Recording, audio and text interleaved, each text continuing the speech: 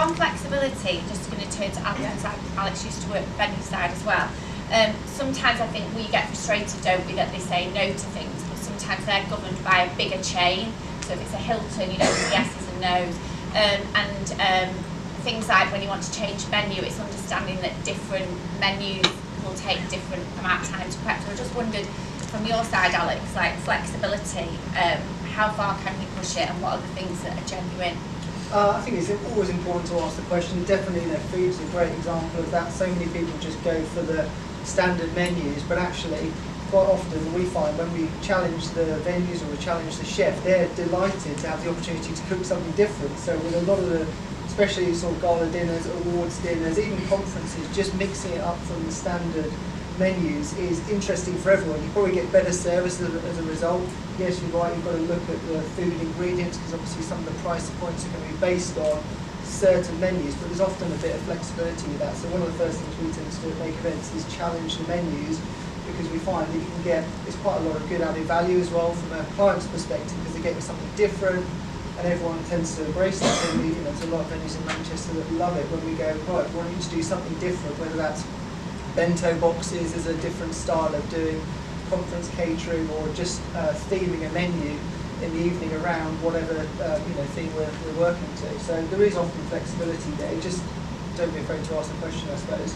And also, I think, I'm sure most people do this, but take advantage of the tasting that they offer you, the free tasting, and don't be afraid to do a second one. I mean, we've been known to do about 3, but you know, it is your prerogative to get that food exactly right. And we have like a questionnaire that we'll ask venues, which is what's homemade, because my big bugbear is I hate bought desserts, which a lot of them do. So it's maybe having like, make yourself a little checklist of what are your standards, and every time you book a venue, like ask those questions. And again, like just thinking with a checklist, if you've built yourself your own checklist when you're booking venues, things like ask about what are the measurements of the goods lift, you know, is there any like prompts with access, security, things like that, so then you've got like a little checklist.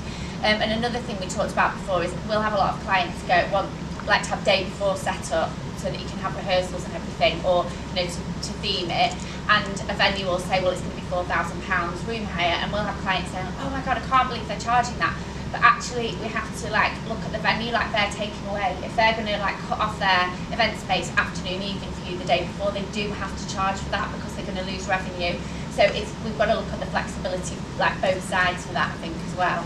Also, look at whether you've got it on an exclusive basis, whether you're having to share the sort of communal areas. Obviously, I'm sure you will do it, but just making sure none of your competitors are booked on the same day in the same venue, and you're going to have an awkward clash when you arrive and see the digital signage has got both of your names on it. Those sort of things, just small things, but make quite a big difference, especially if you're looking at customer events and things like that. You really want to make sure you're owning that space.